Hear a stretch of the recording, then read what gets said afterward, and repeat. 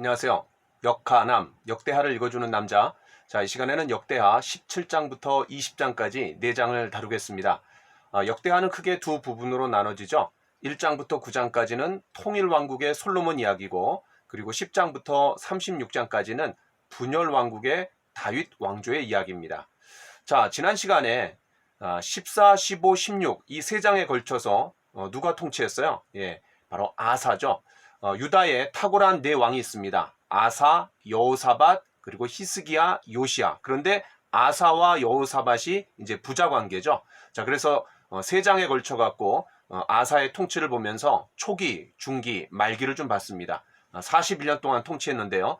자, 이제 그 아들인 여호사밧이 바통을 이어받아 갖고 이제 왕위에 오릅니다. 25년 동안 통치하게 되는데, 이 여호사밧 왕은 앞에 있었던 아사 왕보다, 자기 아버지보다 더 탁월했던 왕입니다. 자, 그래서 4장을 성경을 할애하고 있어요. 자, 오늘 이 여호사밧 이야기를 보도록 하겠습니다. 오늘 우리가 읽을 이 4장이 모두 다 여호사밧 이야기라는 것을 여러분 유념해 주시면 좋을 것 같습니다. 자, 그러면 17장부터 한번 보죠. 자, 아사처럼 이 여호사밧도 종교 개혁을 합니다. 그리고 국방력을 강화하는 내용이 이제 17장에 나와요. 자, 여러분 1절을 한번 보겠습니다. 아사의 아들 여호사밧이 대신하여 왕이 되어 스스로 강하게 하여 이스라엘을 방어하되. 자, 16장에서 제2왕조였던 바하사가 침략해 들어왔죠. 자, 그래갖고 아람 왕 베나닷에게 이제 손을 내밀어 갖고 도와달라고 했던, 그게 이제 패착이 됐었는데, 어쨌든 그 1절에 우리가 생각해 볼 때 그런 북이스라엘을 좀 염려하고 방어하는 그런 분위기인 것 같습니다. 자, 그 다음에 그래서 이제 1절, 2절에 보니까 여러 그런 성읍들을 이제 건축하는 거예요. 자, 국방력을 강화하는 거죠. 특별히 이 17장부터 20장까지 4장 중에 18장과 20장의 전쟁 이야기가 있습니다. 그러니까 그 시대는 이 전쟁하고 뗄래야 뗄 수 없는 그런 아주 혼란 시기였던 것 같아요.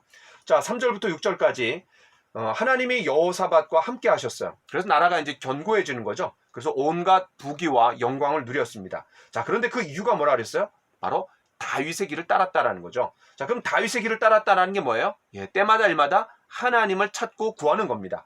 그럼 하나님을 찾고 구한다라는 게 뭐예요? 바로 하나님의 말씀대로 행했다라는 거죠.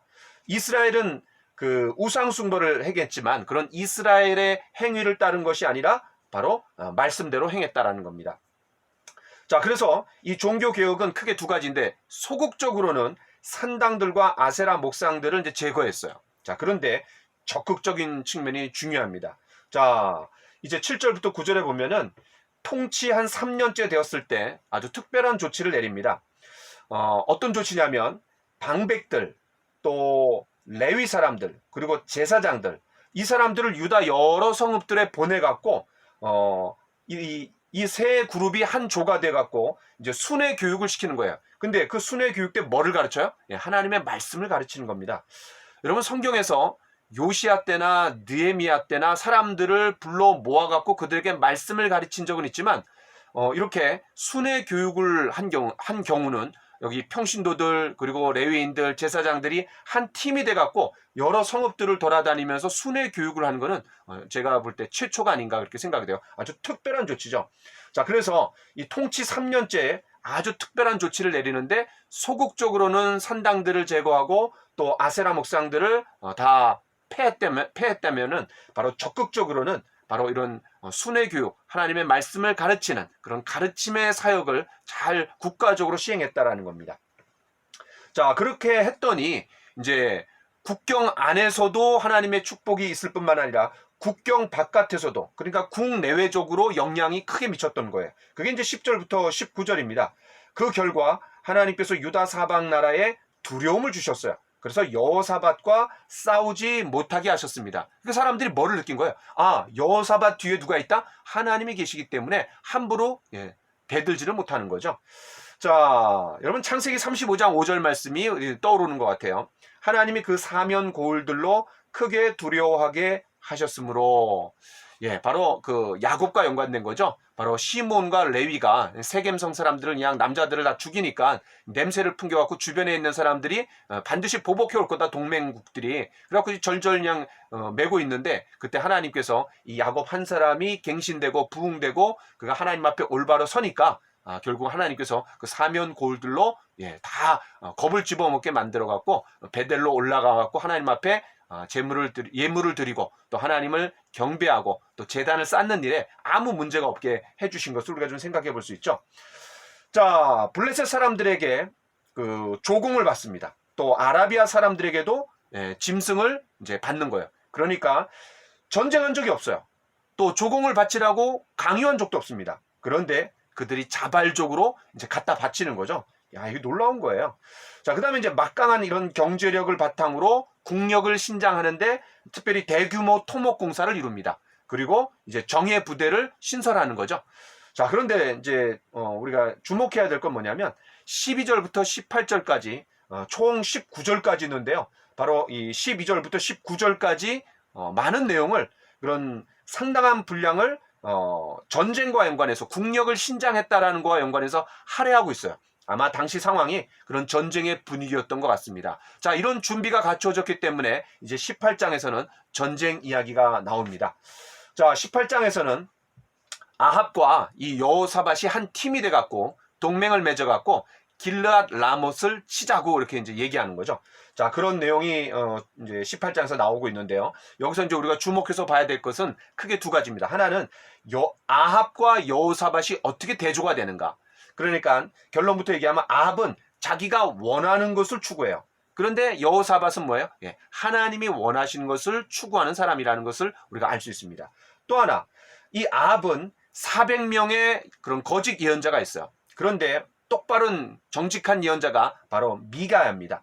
이 400명은 사람을 기쁘게 하는 예언을 하는 사람들이었고, 바로 미가야는 하나님을 기쁘시게 하는 예언자였던 거죠. 자, 그런 대조를 눈여겨보시면서 보시면 흥미가 있을 것 같습니다.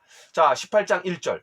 여호사밧이 부귀와 영광을 크게 떨쳤고, 그런 17장에서 그런 종교개혁, 그리고 국력의 신장, 그러니까 하나님께서 부귀영화를 주시는 거죠. 자, 그런데 1절 하반절에 아합 가문과 혼인함으로 인척 관계를 맺었더라. 야, 이게 좀 약간 찝찝한 부분이에요. 왜냐하면 이게 이제 아쉬운데 19장에서 선지자 예후가 요 18장의 사건을 가지고 책망하게 됩니다. 또 하나는 여러분, 제가 이제 여기 썼지만 북왕국의 최악의 왕 아합이죠. 근데 그 아합 때 아버지 아사가 있고 또 이제 여호사밧도 같은 시기예요. 자, 그런데 그 아합과 그 부인이 이세벨입니다. 그런데 그 둘 사이에 나온 딸이 누구냐면 아달랴예요. 아달랴. 우리가 이제 열왕기 하를 읽어서 아시겠지만, 여러분 열왕기 하 11장에 보면은 이제 아달랴랑 그 다음에 여호사밧의 아들이 여호람이 결혼합니다. 그러니까 그 결혼 동맹을 맺는 거예요. 북쪽과 남쪽이 결혼 동맹을 맺어요. 자, 그런데 그 여호람의 아들이었던 아하시아가 죽었어요. 그러니까 아달랴가 이 왕손을 다 죽입니다. 그때 극적으로 그 여호세바가 이제 베다른 누이였는데 여호세바가 요아스를 빼돌립니다. 그래갖고 6년 동안 아달랴가 통치하면서 다윗의 왕조가 끊어질 뻔했어요. 그런데 7살이 됐을 때 이제 여호세바의 남편 그 제사장이 이제 숨겨놨다가 이제 아들로 세웁니다. 자, 그래갖고 이런 굉장히 심각한 상황이 이제 이루어질 뻔했던 적이 있었던 거예요. 왜냐하면 이 여호사밧이 그런 아합의 가문하고 인척 관계를 맺었기 때문에 비롯된 모든 결과였던 거죠. 하여튼 이게 석연치 않은 장면이니까 여러분 이것이 이제 어떻게 문제가 생기는지 한번 보도록 하겠습니다. 자, 그 다음에 2절. 2년 후에 아합에게 내려갔어요. 아마 그 당시에 남쪽 왕국보다는 북쪽 왕국이 정치적으로나 경제적으로나 뭐 여러 면에서 상당히 부강한 나라였습니다. 그러니까 그쪽에다가 좀 줄을 댄 것 같아요. 자, 2년 후에 아합에게 내려갔더니, 내려갔다라는 표현은 왜 그러냐면 예루살렘은 그 천연 요새를 갖고 이제 이렇게 산성이에요. 위에 있어요. 그 다음에 그 예루살렘을 중심으로 이렇게 밑으로 다 내려가게 되어 있습니다. 그래갖고 여리고도 내려간다라고, 여리고에서는 위로 올라간다라고, 이렇게 이제 그 지형을 알면은 우리가 내려갔다, 올라갔다 이런 것들을 우리가 알 수 있어요. 자, 그래서 이제 내려갔더니 길르앗 라못을 치자고 제안을 하는 거예요. 아합이. 자, 이건 이제 이 아합의 탐욕입니다. 자, 그래서 이제 3절과 4절에 보니까 3절 나는 당신과 다름이 없고 내 백성은 당신의 백성과 다름없으니 당신과 함께 싸우리이다. 야, 이거 좀 심하게 간 거예요. 자, 그 다음에 이제 여호사밧이 이렇게 흔쾌히 응했어요. 대신에 먼저 하나님의 말씀이 어떤지 물어보자고 제안하는 거죠. 자, 요 대목에서 아합은 자기가 원하는 것을 취하는 게 중요했고, 이제 이 여호사밧은 그래도 하나님을 이제 믿는 신앙이 이제 깊었어요. 그러다 보니까 하나님이 어떻게 여기시는지가 중요했던 거죠. 자, 그래갖고 선지자를 한번 데려다가 한번 물어보자. 하나님의 뜻이 뭔가, 하나님은 무슨 생각을 하고 계시는지 하나님의 뜻을 묻자고 제안하는 거죠. 자, 그때 이제 아합이 선지자 400명을 이제 모아옵니다. 그랬더니 이 400명이 뭐라 그래요? 싸우라는 거죠. 다시 말해서 하나님께서 반드시 승리를 주실 것이라는 거예요. 아니, 어떻게 이 400명이 이구동성으로 한결같이 그렇게 얘기해요? 그러니까 이 여호사밧이 들어보니까는 약간 좀 찝찝한 거예요. 뭔가 좀 석연치 않아요. 그래갖고 이제 분별하는 거죠. 그래서 뭐라 그러냐면 이 외에 다른 물을 만한 하나님의 선지자가 있느냐라고 이제 재차 물어보는 거죠. 그때 아합이 뭐라 그래요? 미가야라는 선지자가 있는데 항상 나에 대해서 나쁜 일만 예언을 한다라는 거예요. 그래서 자기가 미워한다라는 거예요. 그러니까 여호사밧이 뭐라 그래요? 아이, 그래도 한번 불러서 들어보자고 이제 여호사밧의 그런 제안에 이제 못 이겨갖고 그런 아합이 미가야를 이제 불러옵니다. 자, 그러면 이 400명이 왜 그런 잘못된 거짓 예언을 했을까요? 이제 우리가 나중에 이제 보면 알게 되겠지만 그런 천상회의를 미가야가 얘기하죠. 그때 그 천상회의가 뭐예요? 어떤 내용이에요? 하나님이 이렇게 얘기하시는 거죠. 야, 누가 아합을 꿰어갖고 길르앗 라못에서 죽게 할 것인가? 이렇게 이제 제안을 했더니 한 영이 나와갖고 자신이 거짓말하는 영이 되어서 선지자의 입에 있겠다고 제안했어요. 그러니까 이 400명이 한결같이 똑같이 이구동성으로 그런 거짓 예언을 했던 이유는 바로 이런 거짓 영이 들어갔던 거죠. 거짓말하는 영을 집어넣은 거예요. 그래서 바로 잘못된 예언을 했던 겁니다. 자, 그래서 이제 미가야를 초대합니다. 근데 그 초대하는 과정에서 그 400명 중에 이제 시드기야라는 그런 선지자가 있는데 거짓 선지자예요. 여러 선지자들이 좋게 예언하는 이제 예언했어요. 이 시드기야를 비롯해 갖고 그때 미가야를 부르러 간 사자가 뭐라 그럽니까? 지금 나머지 사람들이 다 좋게 얘기했으니까 당신 거기에 그냥 호응해갖고 그냥 따라서 예언하라고. 그렇지 않으면 당신 죽는다고. 이렇게 얘기했더니 뭐라 그래요? 이 미가야 선지자가 13절에 이렇게 얘기합니다.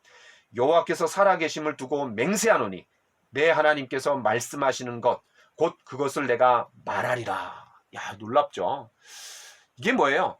하나님께서 선지자를 부르시는 겁니다. 왕과 제사장은 이미 결정이 돼갖고 그 후손들이 이제 왕이 되고 제사장이 돼요.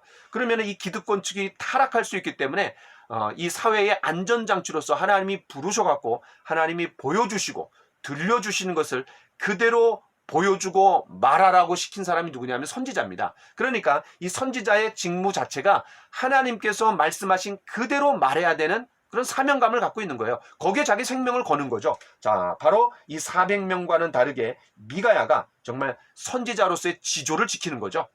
자, 그래서 천상회의를 이제 전합니다. 자, 뭐라고 얘기하냐면 아까 말씀드렸던 것처럼 하나님께서 누가 아합을 꿰어갖고 길르앗 라못에서 죽게 할 것인가? 자, 그때 이제 한 영이 거짓 영을 불어넣어갖고 거짓말하는 영을 불어넣어갖고 자기가 아합을 죽게 하겠다 이렇게 얘기하는 거죠.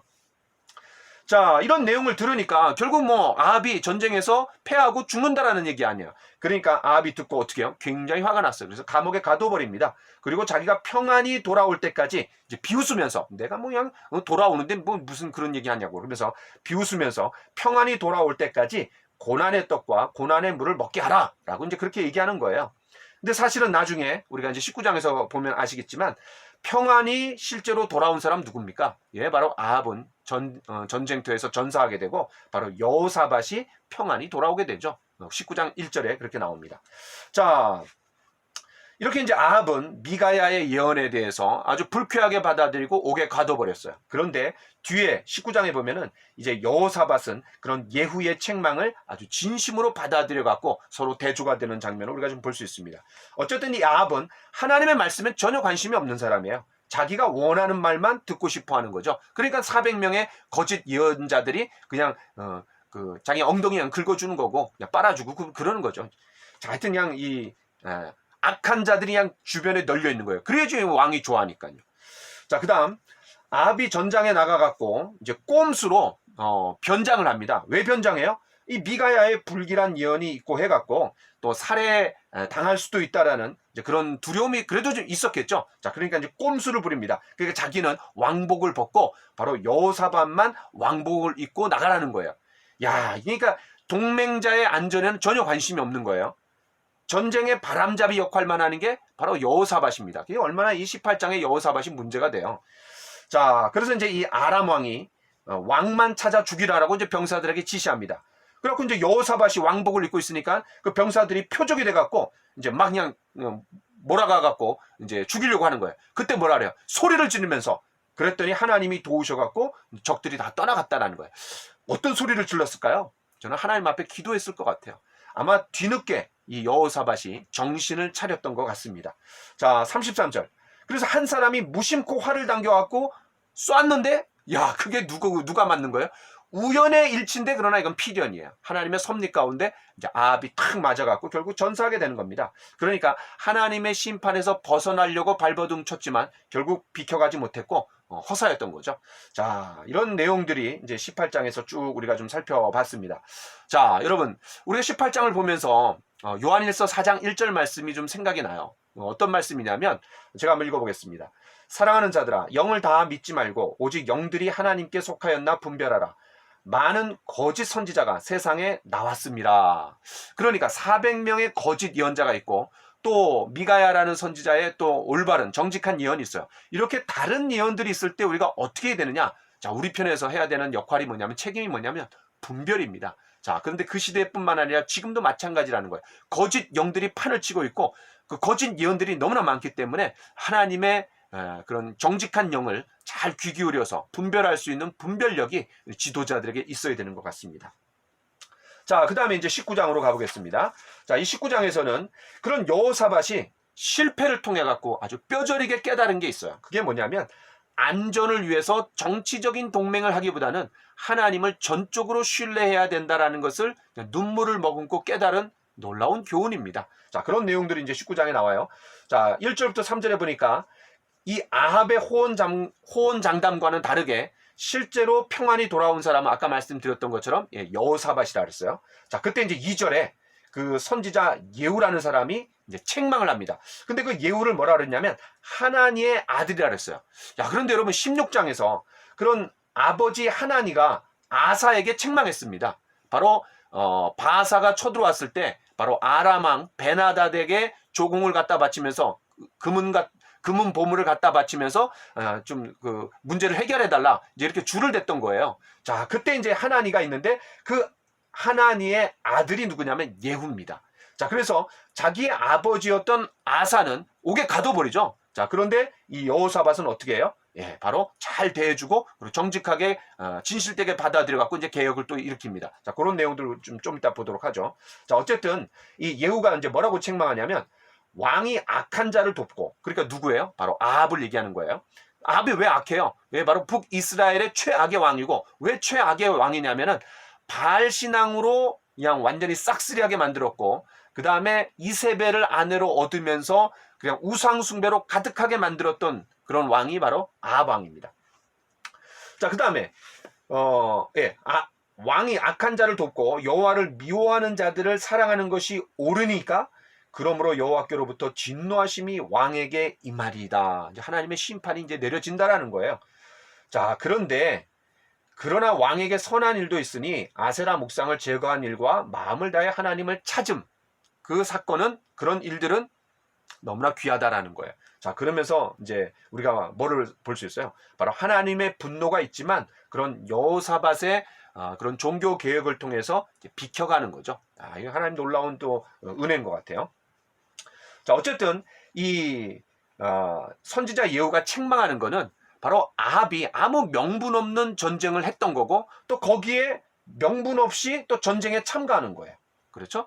아합과 동맹한 것도 잘못된 거고 또 거기에 명분 없이 참가한 것도 잘못된 거예요.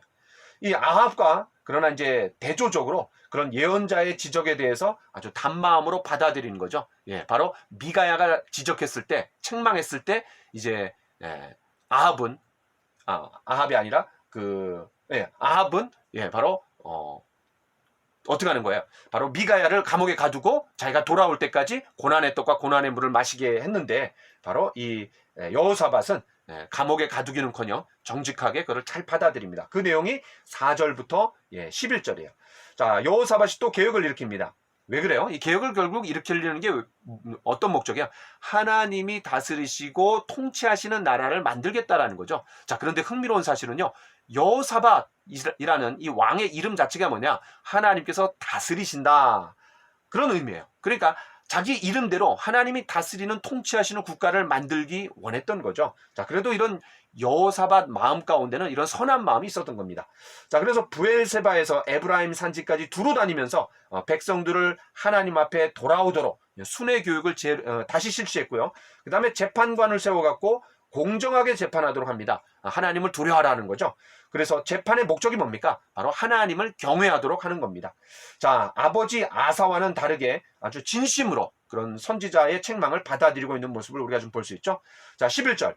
너희는 힘써 행하라. 여호와께서 선한 자와 함께 하실지로다. 아주 놀라운 말씀을 이제 이 여호사밧이 백성들에게 하고 있습니다. 자, 그 다음에 이제 20장.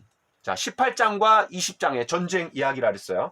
자, 이렇게 19장에서 그런 종교 교육을 잘했기 때문에 그것이 또 어떤 효과를 보는지 한번 우리가 보도록 하겠습니다. 자, 1절부터 4절에 보니까 모압과 암몬, 마온. 그러니까 암몬은 요단강 동편에 있는 나라고, 그 다음에 사해바다 저 밑쪽, 그러니까 암몬 밑에 쪽에 있는 나라가 이제 모압입니다. 그래서 이 모압과 암몬과 마온이 동맹을 맺었나 봐요. 그래갖고 이제 여호사밧하고 이제 침략하는 거예요. 전쟁을 하는 거예요. 근데 설상가상으로 위에서 북쪽 이스라엘보다 위에 있는 나라가 어디냐면 아람입니다. 그 아람도 침략해 들어오는 거예요. 그러니까 세 동맹국하고 아람이 완전히 그냥 그 샌드위치로 이제 쳐들어온 거예요. 자, 그때 이제 여호사밧이 어떻게 하냐면, 우리가 이제 결론적으로 보면은 하나님을 찬양함으로 그런 동맹체를 이기게 됩니다.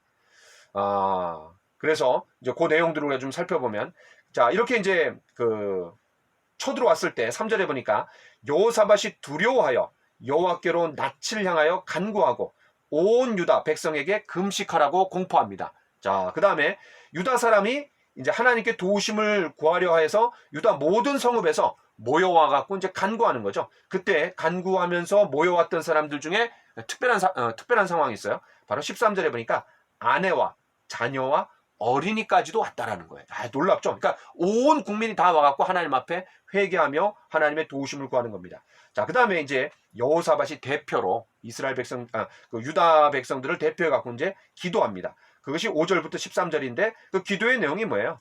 하나님께서 어떻게 이스라엘의 역사 가운데 일하셨는지를 회고하면서 솔로몬이 성전 봉헌 때 올린 기도를 언급합니다. 9절에. 그렇죠? 여러분 보셨던 것처럼 9절에 그런 내용들이 나와요. 제가 한번 읽어보겠습니다.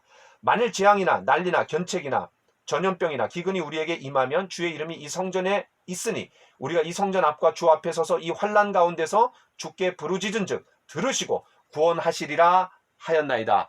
성전 봉헌하면서 7개의 기도를 이제 하게 되는데 그 7가지 기도 중에 하나죠.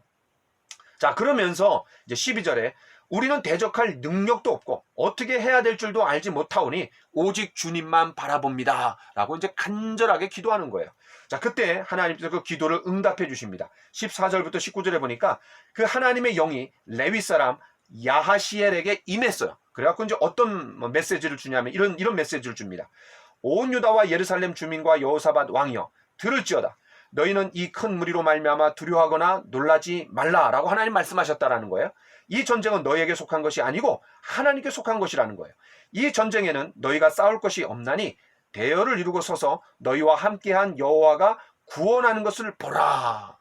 여러분 어떤 말씀이 좀 연상이 됩니까? 여러분 그 홍해바다 앞에서 이스라엘 백성들이 하나님께서 모세를 통해서 뭐라고 말씀하세요? 출애굽기 14장 13절에 보니까 너희는 두려워하지 말고 가만히 서서 하나님이 오늘 너희를 위하여 행하시는 구원을 보라. 너희가 오늘 본 애굽 사람을 영원히 보지 못하리라. 일맥상통하는 내용인 것 같아요. 자, 그래서 결국 이제 경배와 찬양으로 왕과 이스라엘 백성들이 이제 화답을 합니다. 자, 그때 20절부터 23절에 보니까 이 백성들이 아침 일찍 일어나갖고 드고와 들로 나아가는 거죠. 자, 그러면서 여호사밧이 뭐라고 얘기합니까? 너희는 하나님을 신뢰하라. 그리하면 견고히 서리라. 그의 선지자들을 신뢰하라. 그리하면 형통하리라. 자, 그런데 하나님을 신뢰하라는 게 결국은 누구를 신뢰하는 거예요? 예, 하나님의 선지자들을 신뢰하라는 거죠. 자, 여러분, 우리가 이제 여기서 볼 수 있는 게 뭐냐면은, 아모스로 한번 좀 가보겠습니다. 아모스. 자, 구약성경, 호세아, 요엘, 아모스. 자, 7절을 제가 한번 읽어보겠습니다. 주 여호와께서는 자기의 비밀을 그 종 선지자들에게 보이지 아니하시고는 결코 행하심이 없으시리라. 그러니까 하나님을 신뢰한다는 게 뭐냐? 하나님께서 세우신 지도자들에게 신뢰하는 거고, 또 말씀을 맡은 자들을 신뢰하는 거고. 그래서 여호사밧이 너희는 하나님을 신뢰하라. 그런데 그의 선지자들을 신뢰하라. 왜냐하면 하나님께서 말씀하시는데 당신의 종들을 통해서 말씀하시기 때문에 그런 선지자들을 신뢰하라는 거죠. 자, 그때 이제 이스라엘 백성들이 어떻게 합니까? 노래하는 자들을 택해갖고 거룩한 예복을 입히고 그 다음에 군대 앞에 행진하라고 시킵니다. 그리고 여호와를 찬송합니다. 뭐라고 찬송해요? 여호와께 감사하세 그의 인자하심이 영원하도다. 야, 이런 걸 보면요, 군사적인 움직임이 아니라 어떤 예배적인 진행인 것 같아요. 그러니까 그런 군사들 앞에 찬양대가 세워졌는데, 야, 이거는 이렇게 할 수 있다는 건 하나님께 대한 전적인 신뢰가 없이는, 그런 하나님께 대한 위대한 믿음이 없이는 이렇게 할 수가 없는 거죠. 자, 그때 22절 찬송이 시작이 될 때 하나님께서 복병을 두어갖고 결국 승리를 주십니다. 암몬과 모압이 세일을 쳤는데 또 세일이 양 또 서로 쳐갖고 서로 양 서로가 서로를 죽이는 거예요. 자, 그래갖고 24절에 뭐라 그래요? 망대에서 보니까 엎드러진 시체들 뿐이라는 거예요. 다시 말해서 그런 홍해 바다가 탁 그냥 합쳐졌을 때 시체가 둥둥둥둥 떠 있었던 것처럼 다시 아까 우리가 출애굽기 14장 13절을 봤던 것처럼 그런 홍해 바다의 그런 모습을 좀 연상할 수 있는 것 같아요. 자, 24절부터 30절에 보니까 여호사밧이 가고 전리품을 다 그냥 구하는 거죠. 그런데 3일 동안 취해도 다음이 없는 거예요. 너무나 많아갖고요. 그래서 넷째 날 하나님을 찬양하면서 그런 불화가 골짜기다 이렇게 얘기하는 거죠. 그 불화가 골짜기가 뭐예요? 바로 송축이란 뜻이에요. 그런 절망과 그런 패배의 골짜기가 바로 하나님을 송축하는 골짜기가 되는 거죠. 자, 그렇게 불렀다라는 거예요. 자, 이렇게 이제 모두가 즐겁게 예루살렘으로 돌아오게 됩니다. 완전 축제 행렬이에요. 자, 이방 나라들이 듣고 역시 이제 두려워하는 거죠. 왜냐하면 손 하나 까딱 하지 않고 찬양 하나만으로 승리했기 때문에 그런 거죠. 자, 그런데 그런 과정들, 왜 찬양 하나만으로 승리할 수 있었는지 바로 우리가 이제 앞에 있는 내용들을 우리가 다 봤습니다. 자, 그 다음에 이제 31절부터 37절까지 참 이게 안타까운 장면이 나와요. 언제나 하나님께서 역사하시고 부귀영화를 누리다가 꼭 말년에는 교만해지는 것 같아요. 자, 어떤 교만이냐면 이 아합의 아들 아하시아로 이제 왕위가 넘어갔는데, 그런 여호사밧이 아합하고 동맹을 맺어갖고 또 결혼을 갖고 문제가 됐는데, 바로 이 아합의 아들 아하시아와 교제를 했다라는 거예요. 이게 또 석연치 않는 거죠.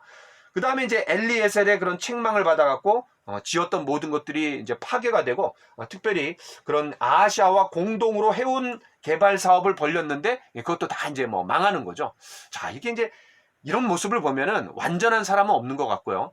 잘 나가다가 이제 끝이 조심해라. 이런 것들을 우리가 좀 주는 교훈과 메시지가 있는 것 같아요. 어쨌든 이 4장에 걸쳐 갖고 우리가 이제 여호사밧 이야기를 좀 봤는데요. 이 여호사밧이 주는 교훈이 뭡니까? 외세와 동맹을 하지 말아라. 전심으로 하나님께 신뢰하고 하나님만 붙들어라. 하나님만 추구하고 하나님만을 찾아라. 이런 내용들을 우리가 좀 살펴볼 수 있는 것 같습니다. 자, 3장에 걸쳐 갖고 아사 왕의 이야기를 봤고요. 그 다음에 4장에 걸쳐서 여호사밧 이야기를 봤습니다. 자, 여기까지 하겠습니다. 감사합니다.